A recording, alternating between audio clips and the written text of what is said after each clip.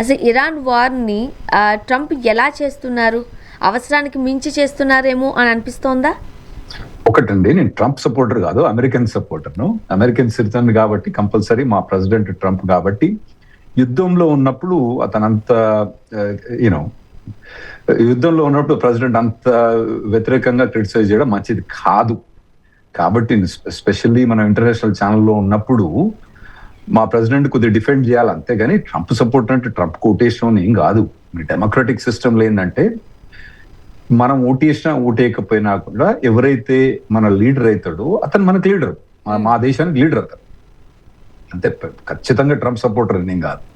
ఇంకోటి ఏంటంటే యుద్ధం అన్నది మొదలు పెట్టిండ్రు ట్రంప్, అది దేనికంటే మా యొక్క ప్రయోజనాల కోసం మొదలుపెట్టిండు, అమెరికా యొక్క ప్రయోజనాల కోసం మొదలుపెట్టిండు. ఎందుకంటే మాకు ఇజ్రాయెల్ తమ్ముడు లాంటి దేశం. ఇప్పుడు మీకు శ్రీలంక మీద ఎవరైనా దాడి చేసిన అనుకోండి, ఇండియా ఊరుకుంటుందా? ఎందుకంటే నేపాల్ మీద దాడి చేస్తే ఇండియా ఊరుకుంటుందా? వాళ్ళని ప్రొటెక్ట్ చేయడానికి పోతే కదా. భూటాన్ మీద దాడి చేస్తే ఇండియా ఊరుకుంటుందా? ఉండదు కదా.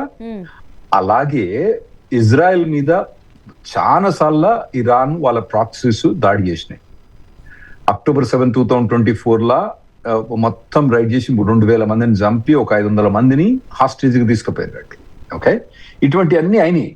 అంటే ఇంకోటి ఏంటంటే డెత్ టు అమెరికా అని కంటిన్యూస్ గా ఇరాన్ లా ప్రాపగండా, అంటే దాదాపు వాళ్ళ కాన్స్టిట్యూషన్ లో ఎమర్జ్ అయినట్టు ఉంది.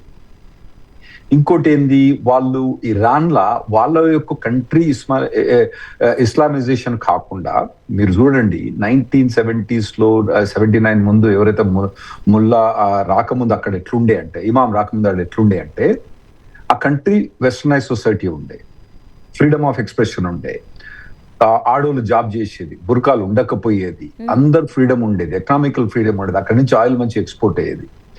అదే టైంలో అప్పుడు మనకు సిరియాలో కూడా అలాగే ఉండే, లెబనాన్ లో కూడా అలాగే ఉండే. ఇటువంటి కంట్రీస్ అన్ని కూడా ఏం చేసిందంటే ఇరాన్ వాళ్ళ యొక్క ఫండమెంటలిజం సప్లై చేసి కంట్రీస్ అన్ని ఆ ఏరియాని మొత్తం నాశనం చేసింది, టెర్రరిజం గా ఓపెన్ గా ప్రమోట్ చేసింది. యెమెన్ లో ఇప్పటికి కూడా సివిల్ వార్ కారణం ఇరానే.